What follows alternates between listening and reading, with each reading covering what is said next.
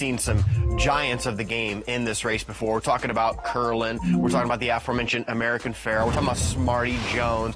But when I look at this field, Dubs, this is still breakout potential, because we're not going to see a horse like Citizen Bull. We're not going to see Barnes in the race. So this group of 14, really fun race, but even a horse like Speed King still has something to prove to validate the last win. This is a group on the rise. We don't necessarily have that established star in the race. Coal Battle, Speed King, Madaket Road, Baffert, he's won 8, looking to make it 9. And what about Sandman, the 3, sitting there at 4-1 on the morning line, comes in from Mark Cassie. And I tell you what, if you look at the past performances, it shows a runner-up last out, but not getting the credit that this runner should be. Mark Cassie, I wanted to let everyone know that Sandman came out of his second place finish in the Southwest Stakes in good order, despite his troublesome start. So let's take it back to this start. We've got the spot shadow, completely missed the jump, Caleb.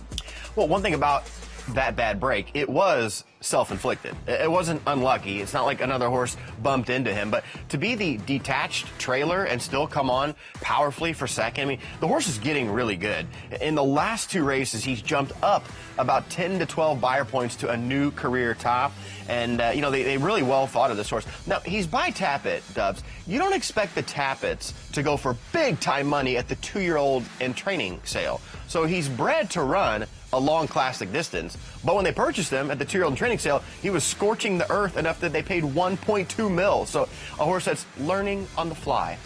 Has been training like an absolute beast. Look at this run on late in this last performance. And as we highlighted yesterday, Christian Torres did a fantastic job of not trying to ask too much early in that race, despite missing the break. Allowed that colt to get into the race, and once they turned for home, had a devastating closing kick. So that's Sandman, the 3, coming in for Cassie. Let's take a look at Madaket Road, the 5, sitting at 9-2. Comes in for conditioner. Bob Baffert getting set for a big return beneath the Twin Spires, and this looks to be one of his best chances out of the barn.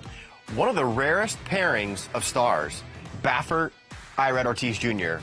They've only raced together one time. I think that was Gaming, believe it or not, who ran second in the Breeders' Cup Juvenile. So you have the elite trainer with the elite rider, but they don't pair up too often together. But for Irad, he's still bidding for his first Kentucky Derby win. Mostly he rides for a guy like Todd Pletcher, but right now, Todd Pletcher, last couple years, he's had the reigning champions, Forte and Fierceness.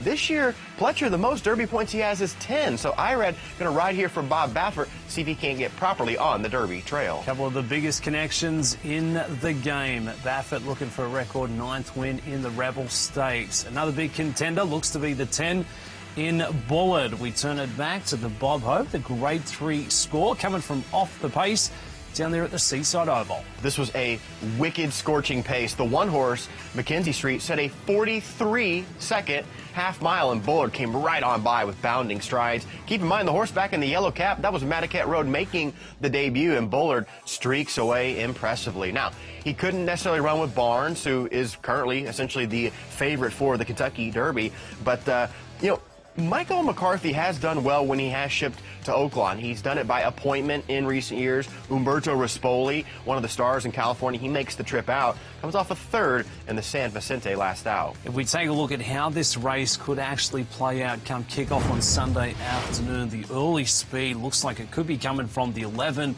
in Speed King. I handed out my Derby contenders, my top 5, and Speed King was taking out that 5th spot coming into a new week of Derby preps. And here's why. Impressive last out in the Southwest Stakes. Early speed in bunches, but maybe a case, Caleb, of having to get that lead. Otherwise, chances could not work in favour. Well, he outbroke the field this race for sure, because we had Sandman was off slow, Patch Adams was off slow, Gaming was off slow. I don't think that he'll be on an island by himself in the Rebel, but I do still think that there's not a lot of speed in the race. One thing that could happen on Sunday for Speed King, he might have a chance to rate in second.